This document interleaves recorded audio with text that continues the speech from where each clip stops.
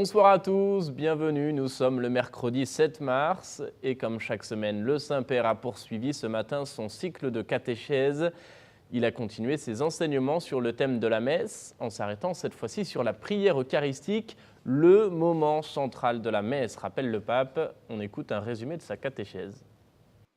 Frères et sœurs, après le rite de la présentation du pain et du vin, la prière eucharistique, moment central de la célébration de la messe, nous associe à l'action de grâce et au sacrifice de salut de Jésus lui-même. Car le sacrifice du Christ et le sacrifice de l'Eucharistie sont un unique sacrifice. Ainsi, la préface est une action de grâce pour les dons de Dieu et en particulier pour l'envoi de son Fils comme Sauveur. Puis, l'invocation de l'Esprit pour qu'il consacre par sa puissance le pain et le vin et l'efficacité des paroles mêmes du Christ prononcées par le prêtre rendent réellement présent son corps et son sang, son sacrifice offert sur la croix une fois pour toutes. L'Église offre ainsi au Père le sacrifice qui réconcilie le ciel et la terre, le sacrifice pascal du Christ, en s'unissant à son offrande et à son intercession, pour devenir son corps vivant aujourd'hui dans le monde.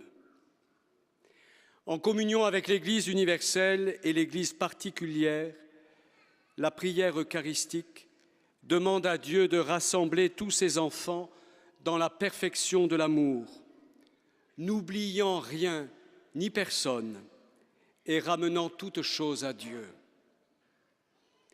Bien comprise, elle nous apprend ainsi à rendre grâce toujours et en tout lieu, à faire de notre vie un don d'amour libre et gratuit et à construire la communion concrète dans l'Église et avec tous.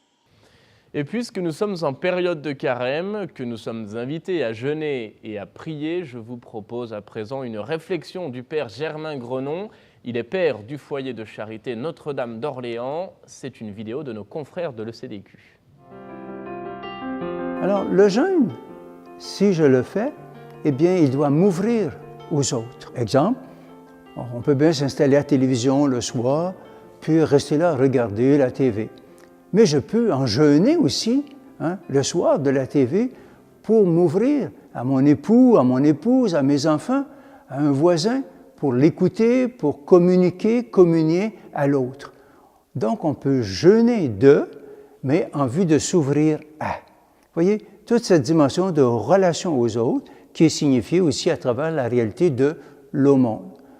Et on peut mettre le jeûne aussi en lien avec Dieu, avec la prière. On peut jeûner en vue de se décentrer de soi pour s'ouvrir à Dieu. L'Église compte bientôt 2 nouveaux saints. Il s'agit de 2 figures majeures du XXe siècle. Aucune date n'a été communiquée, mais Paul VI pourrait être canonisé à l'automne prochain lors du synode sur les jeûnes, la foi et le discernement.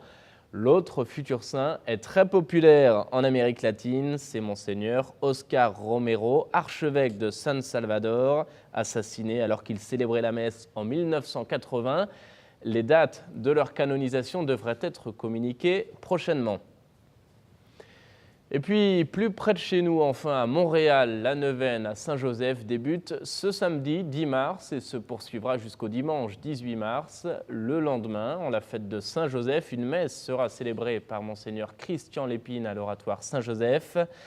Une série de prédications sur le thème d'un héritage à vivre ainsi que des célébrations sont déjà planifiées. Vous trouverez le programme détaillé sur le site internet de l'oratoire Saint-Joseph. C'est la fin de cette émission. Merci de nous avoir suivis. Je vous souhaite une très belle soirée. À demain.